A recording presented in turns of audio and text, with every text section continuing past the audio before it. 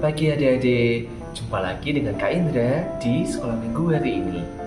Sampai dengan minggu depan, yaitu minggu Epifani, sekolah minggu kita masih dalam bentuk renungan singkat ya adik-adik. Nah, masih dalam suasana Natal ini. Jadi cerita Alkitab hari ini menceritakan beberapa peristiwa sesudah kelahiran Tuhan Yesus. Namun sebelum kita menyimak ceritanya, mari kita berdoa terlebih dahulu ya adik-adik. Kita mohon pertolongan dari Tuhan supaya kegiatan sekolah minggu hari ini dapat berjalan dengan baik dan lancar. Mari kita berdoa. Selamat pagi Bapak, kami ucap syukur untuk setiap penyertaan-Mu, setiap anugerah yang Kau berikan pada kami sehingga hari ini, pagi ini kami dapat mengikuti sekolah minggu. Bapak berkati sekolah minggu hari ini supaya dapat berjalan dengan lancar dari awal dengan akhir dan kami dapat mendengarkan renungan singkat hari ini dengan baik.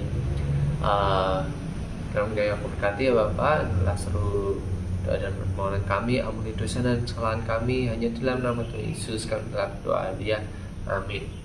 Nah adik-adik, seperti yang sudah Kak Indra sampaikan tadi, hari ini kita akan menyimak cerita tentang beberapa peristiwa setelah kelahiran Tuhan Yesus. Peristiwa apa saja ya yang akan kita bahas hari ini? Yuk, untuk tahu ceritanya apa saja, kita simak video berikut ini. Mari kita lihat videonya.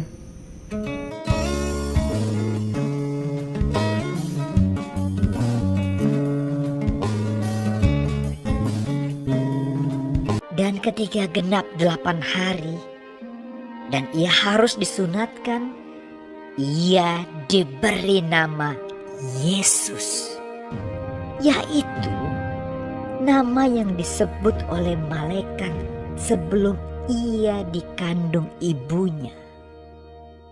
Dan ketika genap waktu pentahiran, menurut hukum Taurat Musa, mereka membawa dia ke Yerusalem untuk menyerahkannya kepada Tuhan.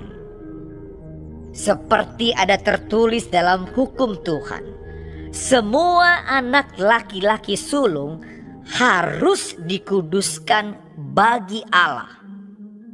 Dan untuk mempersembahkan korban menurut apa yang difirmankan dalam hukum Tuhan, yaitu sepasang burung tekukur atau 2 ekor anak burung merpati. Adalah di Yerusalem seorang bernama Simeon. Ia seorang yang benar dan saleh yang menantikan penghiburan bagi Israel.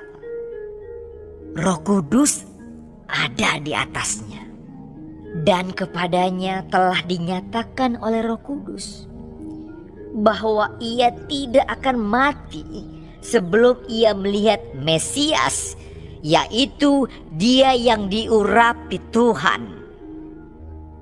Ia datang ke bait Allah oleh Roh Kudus. Ketika Yesus anak itu dibawa masuk oleh orang tuanya untuk melakukan kepadanya apa yang ditentukan hukum Taurat, ia menyambut anak itu dan menatangnya sambil memuji Allah. Katanya, "Sekarang Tuhan, biarkanlah hamba-Mu ini pergi dalam damai sejahtera, sesuai dengan firman-Mu, sebab mataku telah melihat keselamatan yang daripadamu, yang telah Engkau sediakan di hadapan segala bangsa, yaitu terang yang menjadi penyataan bagi bangsa-bangsa lain, dan menjadi kemuliaan bagi umat-Mu Israel." Dan bapa serta ibunya amat heran akan segala apa yang dikatakan tentang dia. Lalu Simeon memberkati mereka dan berkata kepada Maria, ibu anak itu, "Sesungguhnya anak ini ditentukan untuk menjatuhkan atau membangkitkan banyak orang di Israel, dan untuk menjadi suatu tanda yang menimbulkan perbantahan, dan suatu pedang akan menembus jiwamu sendiri, supaya menjadi nyata pikiran hati banyak orang. Lagi pula di situ ada Hana, seorang nabi perempuan, anak Fanuel dari suku Asher. Ia sudah sangat lanjut umurnya. Sesudah kawin ia hidup 7 tahun lamanya bersama suaminya. Dan sekarang ia janda dan berumur 84 tahun. Ia tidak pernah meninggalkan bait Allah dan siang malam beribadah dengan berpuasa dan berdoa. Dan pada ketika itu juga datanglah ia ke situ dan mengucap syukur kepada Allah dan berbicara tentang anak itu kepada semua orang yang menantikan kelepasan untuk Yerusalem. Dan setelah selesai semua yang harus dilakukan menurut hukum Tuhan, kembalilah mereka ke kota kediamannya, yaitu kota Nazaret di Galilea. Anak itu bertambah besar dan menjadi kuat, penuh hikmat dan kasih karunia Allah ada padanya.